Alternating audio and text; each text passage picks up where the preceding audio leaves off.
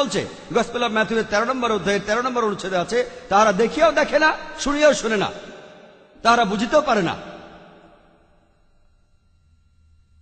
আর প্রজনন তত্ত্বের অন্যান্য বিষয় নিয়ে আমি পরে কথা বলবো ইনশাআল্লাহ, যদি সময় পাই।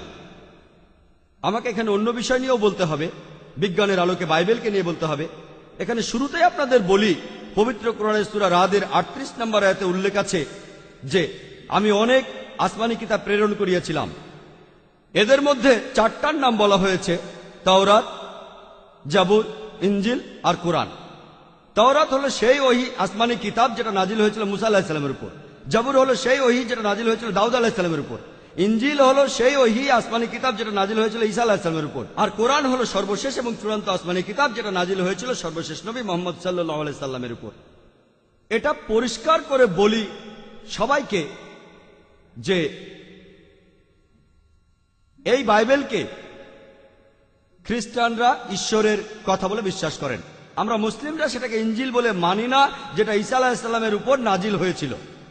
আমাদের মুসলিমদের মতে এই বাইবেল, এখানে ঈশ্বরের নিজের কথা থাকতে পারে, তবে এছাড়াও এখানে নবীর কথা আছে, ঐতিহাসিকের কথা আছে, অসম্ভব আর অশ্লীল কথার পাশাপাশি আরো প্রচুর পরিমাণে বৈজ্ঞানিক ভুলও রয়েছে। যদি বাইবেলে বিভিন্ন বৈজ্ঞানিক বিষয়ের কথা বলেন, সেগুলো থাকতেই পারে, কেন থাকবে না? বাইবেলের কিছু কথা তো ঈশ্বরই বলেছেন, কিন্তু বৈজ্ঞানিক ভুলের ব্যাপারে কি বলবেন? কি বলবেন বৈজ্ঞানিক ভুলের ব্যাপারে? এখানে কি বলবেন ঈশ্বর ভুল করেছেন? আমি খুবই পরিষ্কার করে বলতে চাই আমার খ্রিস্টান ভাই বোনদের, আমার লেকচারে আমি কোনো খ্রিস্টানকে আঘাত দিতে চাই না। যদি আমার কথায় আপনারা আঘাত পেয়ে থাকেন, তাই আগেই ক্ষমা চেয়ে নিচ্ছি। আমি এখানে শুধু এই কথাটাই বলতে চাই যে ঈশ্বরের নিজের কথার মধ্যে এমন বৈজ্ঞানিক ভুল থাকতে পারে না। যেমন ঈসা আলাইহিস সালাম নিজেই বলেছেন, সত্যকে খুঁজতে থাকো, এই সত্যই তোমাকে মুক্ত করিবে। আমাদের ওল্ড টেস্টামেন্ট আছে, নিউ টেস্টামেন্ট আছে। এবার আমরা সর্বশেষ আর চূড়ান্ত টেস্টামেন্ট অনুসরণ করব, সেটা হলো পবিত্র কোরআন। এখানে যদি ডক্টর উইলিয়াম ক্যাম্বেলের কথা বলেন, আমি তার সাথে আরো সহজ হতে পারি, কারণ উনি একটা বই লিখেছেন, the Quran and the Bible in the light off history and science. উনি তার লেকচার দিয়েছেন, উনি একজন মেডিকেল ডাক্তার। উনার সাথে আমার ফর্মাল হওয়ার তেমন প্রয়োজন নেই। অন্যান্য খ্রিস্টান ভাই বোনদেরকে আমি বলছি, আমার কথায় যদি আঘাত পান, সেজন্য ক্ষমা চেয়ে নিচ্ছি। আসুন এবার আমরা দেখি আধুনিক বিজ্ঞান সম্পর্কে বাইবেল কি বলে। প্রথমেই আমরা দেখব জ্যোতির্বিদ্যা। বাইবেলে বিশ্বজগৎ সৃষ্টির কথা বলা হয়েছে। প্রথম গ্রন্থ বুক অব জেনেসিস, প্রথম অধ্যায়, এখানে বলা আছে সর্বশক্তিমান ঈশ্বর আকাশমণ্ডলী আর পৃথিবী তৈরি করলেন 6 দিনে। এখানে সন্ধ্যা আর সকালের কথা বলা আছে, অর্থাৎ 24 ঘন্টায় হচ্ছে একদিন। আজকের বিজ্ঞান আমাদের বলে 24 ঘন্টার হিসেবে 6 দিনে বিশ্বজগৎ তৈরি করা কোনোভাবেই সম্ভব হবে না। কোরআনে বলা হয়েছে 6টা আয়াম। এই আরবি শব্দটা এক বচনে ইয়াম আর বহু বচনে আয়াম। এর অর্থ হতে পারে 24 ঘন্টার একদিন অথবা খুব লম্বা সময়, একটা ইয়াম, একটা যুগ। বিজ্ঞানীরা আমাদের বলেন যে এটা মানতে তাদের কোনো আপত্তি নেই যে বিশ্বজগৎ 6টা লম্বা সময়ের স্তরে তৈরি। 2 নম্বর পয়েন্ট, বাইবেলে আছে জেনেসিসের প্রথম অধ্যায়ের 3 থেকে 5 অনুচ্ছেদে যে আলোর সৃষ্টি প্রথম দিনে। জেনেসিসের প্রথম অধ্যায়ের 14 থেকে 19 অনুচ্ছেদে এইসব আলোর উৎস, নক্ষত্র, সূর্য ইত্যাদি সৃষ্টি হয়েছিল 4র্থ দিনে। আলোর উৎস কিভাবে 4র্থ দিনে সৃষ্টি হয়, যেখানে আলো সৃষ্টি করা হয়েছিল প্রথম দিনে? এটা অবৈজ্ঞানিক। এরপরে বাইবেলে আছে প্রথম অধ্যায়ের 9 থেকে 13 অনুচ্ছেদে পৃথিবী সৃষ্টি হয়েছে 3য় দিনে। পৃথিবী না থাকলে দিন আর রাত পাবেন কোত্থেকে?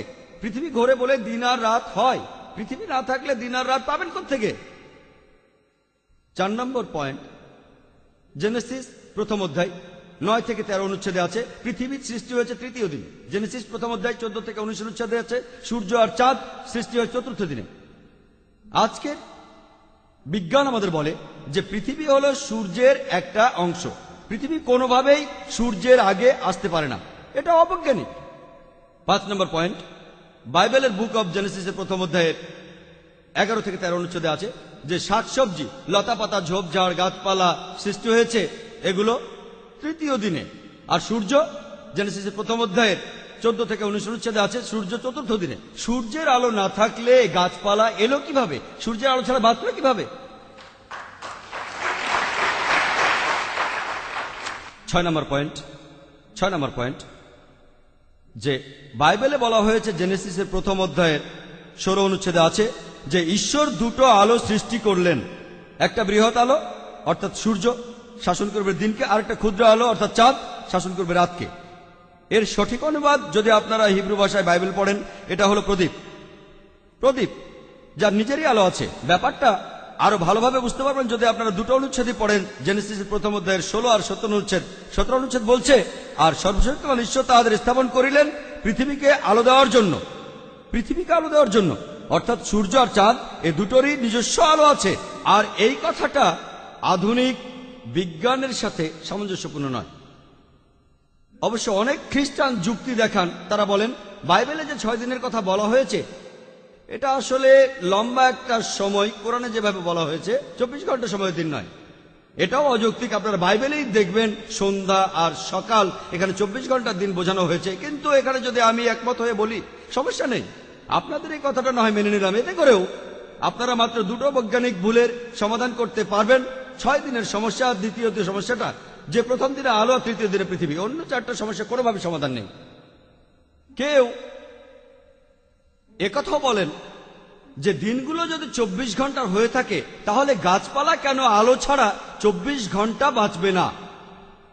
আমি এখানে বলবো, যদি আপনারা বলেন যে গাছপালা সূর্যের আগে সৃষ্টি হয়েছিল আর আলো ছাড়া 24 ঘন্টা বেঁচে ছিল, আমার কোনো আপত্তি নেই। তবে আপনি একই সাথে সময়টাকে 24 ঘন্টার সময় আর লম্বা একটা সময় বলতে পারবেন না। যদি বলেন এটা লম্বা সময় তাহলে 1 আর 3 নম্বরের সমাধান হবে, তারপরও 4টা বাকি থাকবে। যদি বলেন সময়টা 24 ঘন্টার একদিন তাহলে শুধু 5 নম্বরের সমাধানটা হবে, 5টা সমস্যা আরো বাকি থাকবে। এটাও অবৈজ্ঞানিক। আমি ডক্টর উইলিয়ামের উপর ছেড়ে দিচ্ছি। হয় তিনি বলবেন এটা হলো লম্বা সময় আর এখানে মাত্র 4টা বৈজ্ঞানিক ভুল আছে, অথবা এটা 24 ঘন্টার সময় আর এখানে বিশ্বজগতের সৃষ্টির ব্যাপারে মাত্র 5টা বৈজ্ঞানিক ভুল আছে। এবার পৃথিবীর সম্পর্কে বলি। পৃথিবীতে অনেক বিজ্ঞানী বলার চেষ্টা করেছেন যে পৃথিবী কিভাবে ধ্বংস হবে। অনুমান, এটা ঠিক হতে পারে আবার ভুলও হতে পারে। তবে হয় পৃথিবী একদিন ধ্বংস হবে, নয়তো চিরদিন টিকে থাকবে। দুটো ঘটনাই একসাথে ঘটতে পারে না। এটা অবৈজ্ঞানিক। কিন্তু ঠিক এই কথাটাই বাইবেলে বলা আছে। বাইবেলেই উল্লেখ আছে বুক অব হিব্রুর প্রথম অধ্যায়ের 10 থেকে 11 অনুচ্ছেদে। এছাড়াও আছে বুক অব সামের 102 অধ্যায়ের 25 ও 26 অনুচ্ছেদে যে সর্বশক্তিমান ঈশ্বর আকাশমণ্ডলী আর পৃথিবী সৃষ্টি করেছেন আর এগুলো ধ্বংস হয়ে যাবে। ঠিক উল্টো কথাটা বলা হয়েছে বুক অব এক্লেসিস্টিক্সে প্রথম অধ্যায়ের 4 অনুচ্ছেদে আর বুক অব সামের 78 অধ্যায়ের 69 অনুচ্ছেদে যে পৃথিবী চিরদিন টিকে থাকবে। আমি ডক্টর উইলিয়াম ক্যাম্বেলের উপরে ছেড়ে দিলাম, তিনি বলবেন এই দুটো অনুচ্ছেদের কোনটা অবৈজ্ঞানিক, প্রথম অনুচ্ছেদগুলো না দ্বিতীয় অনুচ্ছেদগুলো। একটা এখানে অবশ্যই অবৈজ্ঞানিক। দুটো একসাথে হতে পারে না। পৃথিবী চিরদিন টিকে থেকে আবার ধ্বংস হতে পারে না, এটা অবৈজ্ঞানিক। এবারে আকাশমণ্ডলী সম্পর্কে বলি। বাইবেলে আছে যোবের 26 অধ্যায়ের 11 অনুচ্ছেদে যে আকাশমণ্ডলী স্তম্ভ কাঁপিয়ে উঠিবে। পবিত্র কোরআনে সূরা লুকমানের 10 নম্বর আয়াতে উল্লেখ আছে যে আকাশমণ্ডলী নির্মাণ হয়েছে স্তম্ভ ব্যতীত। আপনারা দেখেন না, দেখতে পান না যে আকাশের কোথাও কোনো স্তম্ভ নেই? বাইবেল বলছে আকাশের স্তম্ভ আছে। শুধুমাত্র আকাশমণ্ডলের স্তম্ভ আছে এটা নয়, বাইবেলে আছে স্যামুয়েলের প্রথম গ্রন্থে 2 অধ্যায়ের 8 অনুচ্ছেদে। এছাড়াও আছে বুক অব জবের 9 অধ্যায়ের 6 অনুচ্ছেদে আর বুক অব সামের 75 অধ্যায়ের 3 অনুচ্ছেদে যে এমনকি পৃথিবীরও স্তম্ভ আছে। আমরা এবার দেখব বিভিন্ন খাবার দাবারের ব্যাপারে বাইবেল কি বলে। বাইবেলে আছে বুক অব জেনেসিসে 1 নম্বর অধ্যায়ের 29 অনুচ্ছেদে যে ঈশ্বর তোমাদের দিয়েছেন বীজ সহ লতাপাতা আর ফল সহ গাছপালা, যে ফলের বীজ আছে, আর এগুলো তোমাদের খাদ্য। বাইবেলের নতুন সংস্করণ বলছে বীজ সহ ছোট গাছ আর ফল সহ বড় গাছ, যে ফলের বীজ আছে, এসবই তোমাদের জন্য, তোমাদের খাদ্য। আজকের দিনে আমরা প্রায় সবাই জানি যে পৃথিবীতে বেশ কিছু বিষাক্ত গাছ রয়েছে, যেমন ওয়াইল্ডবেরি, স্ট্রিকনিন, ধুতুরা। বিষাক্ত রস থাকে যেমন অ্যালকালয়েড, পলিএন্ডার, বাকাইপয়েড। এগুলো যদি আপনার শরীরে যায়, যদি খেয়ে ফেলেন, তাহলে আপনি মারাও যেতে পারেন। কিভাবে এই বিশ্ব জগৎ আর মানুষ জাতির সৃষ্টিকর্তা এটা জানলেন না যে যদি আপনি এগুলো খান তাহলে মারা যাবেন? আশা করি ডক্টর উইলিয়াম ক্যাম্বেল তার রোগীদের এই গাছগুলো খেতে বা ফল খেতে বলবেন না। বাইবেলে সত্যিকারের বিশ্বাসীকে চেনার জন্য একটা বৈজ্ঞানিক পরীক্ষার কথা বলা আছে। এটার উল্লেখ আছে গসপেল অফ মার্কে 16 নম্বর অধ্যায়ের 17 আর 18 অনুচ্ছেদে। বলা আছে যে সত্যিকারের বিশ্বাসীদের কিছু নিদর্শন থাকবে, আর সেগুলো হলো যীশুখ্রিস্টের নামে তারা শয়তানকে তাড়াবে, তারা কথা বলবে বিদেশি ভাষায়, নতুন ভাষায়, তারা হাত দিয়ে সাপ ধরবে, আর তারা বিষ পান করবে, তাদের কোনো ক্ষতি হবে না। তারা যদি অসুস্থ মানুষের মাথায় হাত রাখে তারা সুস্থ হয়ে যাবে। এটা একটা বৈজ্ঞানিক পরীক্ষা। আর বিজ্ঞানের ভাষায় বললে একজন সত্যিকারের খ্রিস্টান বিশ্বাসীকে চেনার কনফার্মিটি টেস্ট।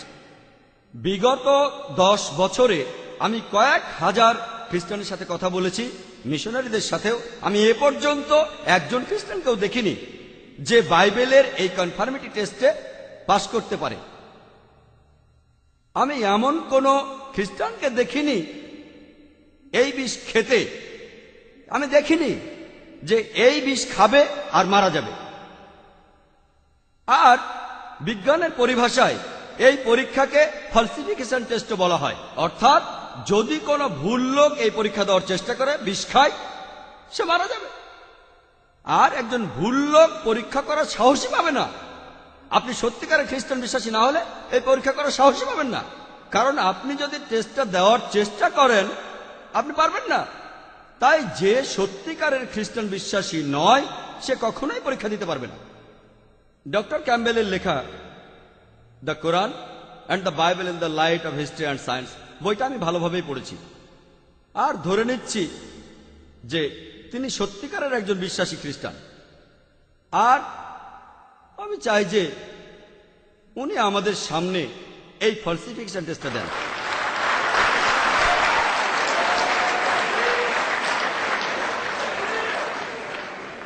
প্লিজ আপনারা কোনো চিন্তা করবেন না, আপনারা কোনো চিন্তা করবেন না। আমি ডক্টর উইলিয়াম ক্যাম্বেলকে বিষ খেতে বলবো না, কারণ আজকের আলোচনায় আমি এখানে শেষ করতে চাই না। আমি যেটা বলবো, আমি শুধু ওনাকে বিদেশি ভাষায় কথা বলতে বলবো, নতুন ভাষায়। আর আপনারা হয়তো অনেকেই জানেন যে ইন্ডিয়া এমন একটা দেশ যেখানে মানুষ হাজারটা ভাষায় কথা বলে। আমি ওনাকে শুধু বলবো যে এই 3টি শব্দ 100 রুপি, এটা 17টা ভাষায় বলতে। ইন্ডিয়াতে সরকারি ভাষা মাত্র 17টি। আর আমি ডক্টর ক্যাম্বেলকে সহজ করে দিচ্ছি, আমার কাছে 100 রুপির একটা নোট আছে, আর এই 17টা ভাষায় এই নোটে লেখা আছে। ইংরেজি আর হিন্দিতেও আছে। আমি তাকে প্রথমটা বলে দিচ্ছি, 100 রুপিয়া হিন্দিতে। বাকি 15টা ভাষা এখানে লেখা আছে। আমি ওনাকে অনুরোধ করব, আমি জানি বাইবেল বলছে তারা বিদেশি ভাষা নিজে থেকেই বলতে পারবে, পড়ারও দরকার নেই। তবে আমি সহজ করে দিচ্ছি, আমি দেখতে চাই কেউ এই পরীক্ষায় পাশ করেছে, এখন পর্যন্ত দেখিনি। তাই যদি উনি নিজে থেকে বলতে না পারেন, মনে করতে না পারেন, তাহলে অন্তত পড়ুন, আমার আপত্তি নেই, মেনে নেব। এখন আমি চেয়ারপারসনকে অনুরোধ করবো এটা ডক্টর উইলিয়াম ক্যাম্বেলকে দেওয়ার জন্য। উনি আবারও লেকচার দেবেন 15টা ভাষায়, 100 রুপি, মাত্র 3টি শব্দ। এখন দেখি বাইবেল কি বলে হাইড্রোলজি সম্পর্কে। বুক অব জেনেসিসের 9 নম্বর অধ্যায়ের 13 থেকে 17 অনুচ্ছেদে বলা আছে, যখন ঈশ্বর নূহ নবীর সময় পৃথিবীকে ডুবিয়ে দিয়েছিলেন বন্যা দিয়ে, তারপর যখন পানি নেমে গেল, ঈশ্বর বললেন, আমি আকাশে রংধনু বসিয়ে মানুষ জাতিকে কথা দিলাম যে পৃথিবীকে আর কখনো বন্যার পানিতে ডুবিয়ে দেব না। একজন অবৈজ্ঞানিক মানুষের কাছে এই কথাটাই অনেক বড়। ও, রংধনু ঈশ্বরের একটা নিদর্শন, তিনি আর কখনো পৃথিবীকে পানিতে ডুবিয়ে দেবেন না। তবে এখন আমরা ভালো করে জানি যে সূর্যের আলোর সাথে বৃষ্টির পানির প্রতিসরণের কারণে রংধনু তৈরি হয়। আর অবশ্যই নূহ আলাইহিস সালামের সময়ের আগেও 1000 বার রংধনু উঠেছে। যদি বলেন নূনবীর আগে কখনো রংধনু ওঠেনি, তাহলে বলতে হবে পৃথিবীতে আগে প্রতিসরণ বলে কিছু ছিল না, এটাও অবৈজ্ঞানিক। মেডিসিনের ব্যাপারে বলতে গিয়ে বাইবেল বলছে, বুক অব লেভিটিকাস 14 নম্বর অধ্যায়ের 49 থেকে 53 অনুচ্ছেদে, এখানে কোনো বাড়িকে প্লেগ বা কুষ্ঠ রোগ থেকে মুক্ত করার নতুন একটা উপায় বলা হয়েছে। এখানে বলা আছে যে দুটো পাখি নেন, একটাকে মেরে ফেলেন, একটা কাঠ নেন, চামড়া ছাড়ান, রেখে দেন, আর যে পাখিটা বেঁচে আছে সেটাকে পানিতে চোবান, চলন্ত পানিতে চোবান, তারপর বাড়ির চারপাশে এদের 7 বার ছিটিয়ে দিন। বাড়ির চারপাশে রক্ত ছড়াবেন যাতে আপনার বাড়িতে প্লেগ বা কুষ্ঠরোগ না হয়। আমরা জানি রক্তের মাধ্যমে জীবাণু ছড়ায়, যেমন ব্যাকটেরিয়া আর টক্সিন। আশা করি ডক্টর ক্যাম্বেল বাইবেলের এই নিয়মে তার অপারেশন থিয়েটারকে রোগমুক্ত করবেন না।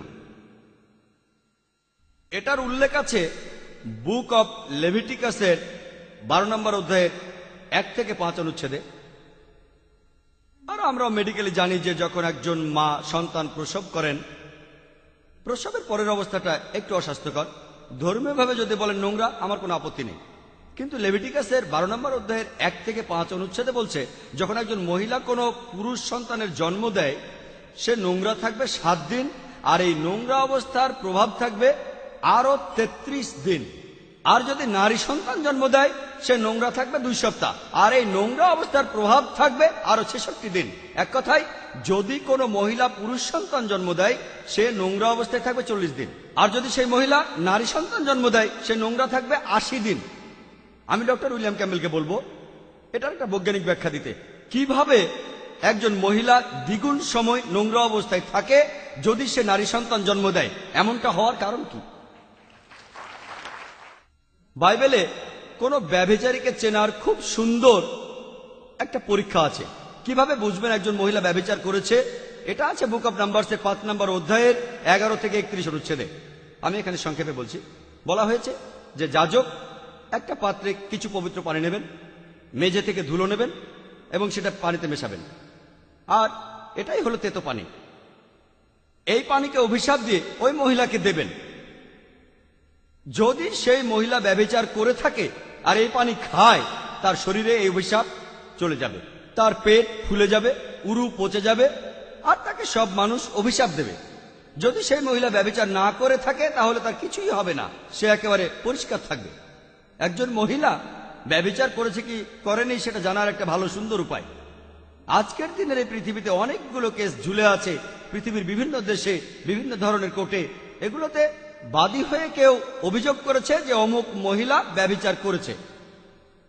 আমি খবরটা নিউজ পেপারে পড়েছি, আর মিডিয়াতেও খবরটা দেখলাম যে এই মহান দেশের প্রেসিডেন্ট মিস্টার বিল ক্লিন্টন বছর 2 আগে একটা নারী কেলেঙ্কারিতে জড়িয়ে পড়েছিলেন। আমি বুঝি না যে আমেরিকার কোর্ট কেন এখানে তেতো পানির পরীক্ষাটা করছে না। ক্লিন্টন তাহলে অভিযোগ থেকে মুক্তি পেয়ে যাবে।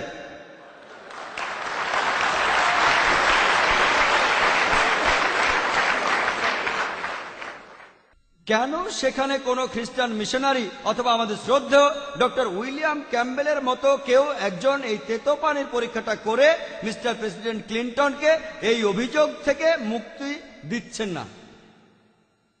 গণিত শাস্ত্র এমন একটা বিদ্যা যেটা বিজ্ঞানের একটা গুরুত্বপূর্ণ অংশ। গণিত দিয়ে বিভিন্ন সমস্যার সমাধান করা যায়। বাইবেলে হাজারটা বৈজ্ঞানিক ভুল আছে, তার শখানেক হলো গণিত নিয়ে। আমি এখানে মাত্র কয়েকটার কথা বলবো। এটা আছে বুক অব এজরা 2 অধ্যায়ের 1 অনুচ্ছেদে, আর নেহেমিয়ার 7 অধ্যায়ের 6 অনুচ্ছেদে। ঘটনাটা হলো, যেসব লোক ব্যাবিলনের নির্বাসন থেকে ফিরে এসেছিল, যখন ব্যাবিলনের রাজা নেবুসাদনেজার ইসরায়েলের লোকদের ছেড়ে দিল, তারা নির্বাসন থেকে ফিরে এলো, এই লোকগুলো তালিকা দেওয়া আছে। এই তালিকাটা দেওয়া আছে এজরার 2 নম্বর অধ্যায়ের 2 থেকে 63 অনুচ্ছেদ পর্যন্ত, আর নেহেমিয়ার 7 অধ্যায়ের 7 থেকে 65 অনুচ্ছেদ পর্যন্ত। এই তালিকাটাই নাম দেওয়া আছে, আর কতজন মুক্তি পেয়েছে সে সংখ্যাটাও আছে। এই 60টা অনুচ্ছেদের মধ্যে কম করে হলো 18 বার নামটা হুবহু আগের মতো আছে, কিন্তু ক্রমিক সংখ্যাটা আলাদা। এই 2 অধ্যায়ের 60টিরও কম অনুচ্ছেদে কম করে হলো 18টা সমস্যা রয়েছে।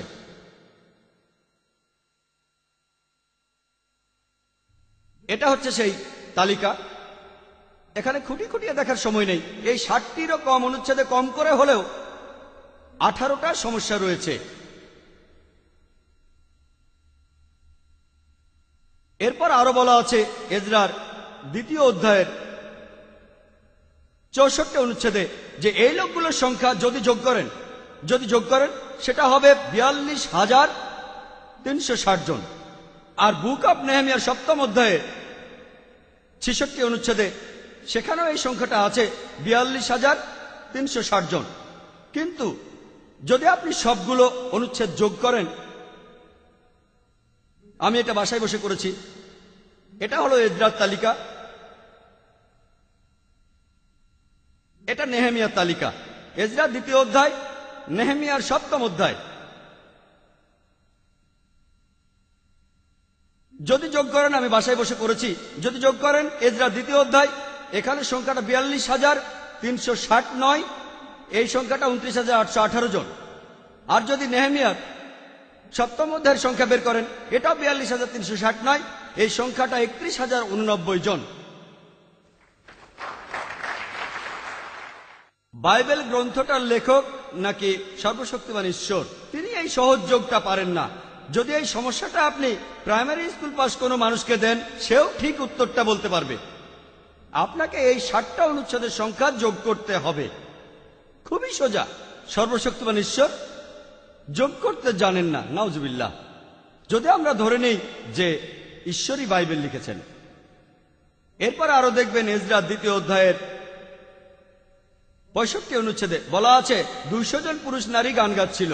নেহেমিয়ার 7ম অধ্যায়ের 67 অনুচ্ছেদে 245 জন পুরুষ নারী গান গাচ্ছিল। এখানে কি 200 জন গান গাচ্ছিল নাকি 245 জন গান গাচ্ছিল? কথা একটাই, এটা একটা গাণিতিক ভুল। আরো আছে দ্য সেকেন্ড কিংসে 24 নম্বর অধ্যায়ের 8 অনুচ্ছেদে যে জোহাচিন 18 বছর বয়সে জেরুজালেম শাসন করা শুরু করেন, আর তিনি জেরুজালেমকে শাসন করেন 3 মাস। সেকেন্ড ক্রনিকলস 36 নম্বর অধ্যায় 9 নম্বর অনুচ্ছেদে বলছে যে জোহাচিন 8 বছর বয়সে জেরুজালেম শাসন শুরু করেন আর শাসন করেন 3 মাস 10 দিন। জোহাচিনের বয়স তখন কি 18 বছর ছিল নাকি 8 বছর ছিল? তিনি কি 3 মাস শাসন করেছিলেন নাকি 3 মাস 10 দিন শাসন করেছিলেন? এরপর আরো আছে দ্য ফার্স্ট কিংসে 7ম অধ্যায়ের 26 অনুচ্ছেদে যে সলোমন তার মন্দিরে তার গলিত সাগরে তিনি 2000 বার গোসল করেছিলেন। আর সেকেন্ড ক্রনিকলের 4th অধ্যায় 5ম অনুচ্ছেদে বলছে তিনি 3000 বার গোসল করেছিলেন। তিনি কি 2000 বার গোসল করেছিলেন নাকি 3000 বার করেছিলেন? আমি উত্তরটা ডক্টর উইলিয়াম ক্যাম্বেলকেই বলবো এর মধ্যে কোনটা ঠিক। এখানে পরিষ্কার একটা গাণিতিক ভুল আছে। এছাড়াও এটার উল্লেখ আছে দ্য ফার্স্ট কিংসে 15 নম্বর অধ্যায় 33 অনুচ্ছেদে যে বাশা মারা গিয়েছিল আশা রাজ্যে তার রাজত্বের 26তম বছরে। আর সেকেন্ড ক্রনিকলের 16 নম্বর অধ্যায়ের 1 অনুচ্ছেদে আছে যে বাশা জুদা রাজ্য দখল করেছিল আশায় তার রাজত্বের 36তম বছরে। কিভাবে বাশা তার মৃত্যুর 10 বছর পরে আক্রমণ করে? এটা অবৈজ্ঞানিক। আমি ডক্টর ক্যাম্বেলের জন্য একটু সহজ করি যাতে করে উনি উত্তরগুলো দিতে পারেন। আমি পুরোটা এবার সংক্ষেপে বলছি।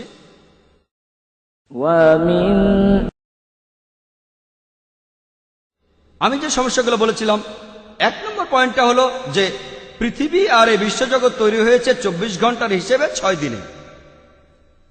আলো আগে, তারপর আলোর উৎস এসেছে। 2 নম্বর পয়েন্ট। 3, পৃথিবী সৃষ্টি হওয়ার আগে দিন রাত সৃষ্টি হয়েছে। পয়েন্ট নাম্বার 4, সূর্যের আগে পৃথিবীর সৃষ্টি হয়েছিল। 5 নম্বর পয়েন্ট, পৃথিবীতে আলো আসার আগে গাছপালা তৈরি হয়েছিল। 6 নম্বর পয়েন্ট, চাঁদের যে আলো সেটা তার নিজস্ব আলো। 7 নম্বর পয়েন্ট, এই পৃথিবীটা ধ্বংস হয়ে যাবে নাকি চিরদিন থাকবে। 8 নম্বর পয়েন্ট, পৃথিবী স্তম্ভের উপরে আছে। 9 নম্বর পয়েন্ট, আকাশমণ্ডলে স্তম্ভে আছে। 10 নম্বর পয়েন্ট, ঈশ্বর বলেছেন তোমরা সব ধরনের গাছপালা আর ফলমূল খেতে পারো, যেগুলো বিষাক্ত সেগুলো। 11 নম্বর পয়েন্ট, ফলসিফিকেশন টেস্টের সেই পরীক্ষা যেটা আছে মার্কের 16 নম্বর অধ্যায়ের 17 আর 18 অনুচ্ছেদে। 12 নম্বর পয়েন্ট, একজন মহিলা দ্বিগুণ সময় নোংরা থাকবে যদি সে পুরুষ সন্তান জন্ম না দিয়ে নারী সন্তানের জন্ম দেয়। 13 নম্বর পয়েন্ট, পাখির রক্ত দিয়ে কোন বাড়িকে প্লেগ আর কুষ্ঠরোগ থেকে মুক্ত করা। 14 নম্বর পয়েন্ট, আপনি কিভাবে তেতো পানি দিয়ে ব্যভিচারের পরীক্ষা করবেন। 15 নম্বর পয়েন্ট, 60টিরও কম অনুচ্ছেদে 18টি সমস্যা আছে এজরা 2য় অধ্যায় আর নেহেমিয়া 7ম অধ্যায়ে। আমি 18টাকে আলাদা আলাদা ধরছি না, সব মিলিয়ে একটা সমস্যা ধরছি। 16 নম্বর পয়েন্ট, এই 2 অধ্যায়ের সংখ্যা দুটো এক নয়। 17 নম্বর পয়েন্ট, 200 জন নারী পুরুষ গান গেয়েছিল নাকি 245 জন গান গেয়েছিল। 18 নম্বর পয়েন্ট, জোহাচিনের বয়স কি 18 ছিল নাকি 8 ছিল যখন সে রাজা হয়। 19 নম্বর পয়েন্ট, তিনি কি 3 মাস শাসন করেছেন নাকি 3 মাস 10 দিন। 20 নম্বর পয়েন্ট, সলোমন 2000 বার গোসল করেছিলেন নাকি 3000 বার। 21 নম্বর পয়েন্ট হলো যে বাশা কিভাবে মারা যাওয়া 10 বছর পর জুদা রাজ্য দখল করলো।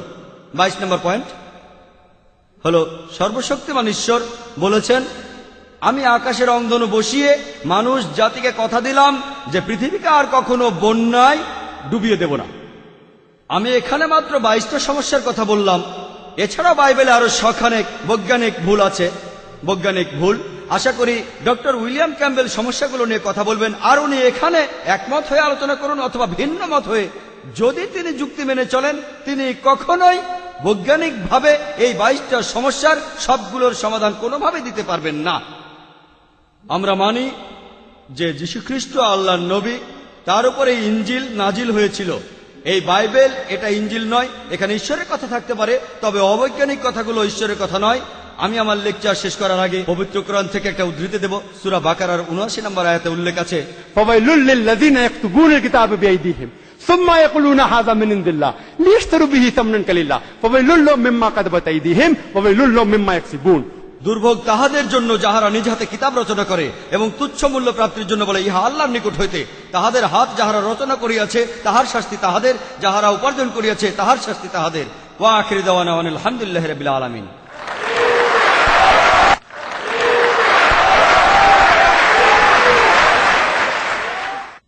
এখন আমি আহ্বান জানাচ্ছি ডক্টর ক্যাম্বেলকে ডক্টর জাকির নায়েকের বক্তব্যের উপর আলোকপাত করতে।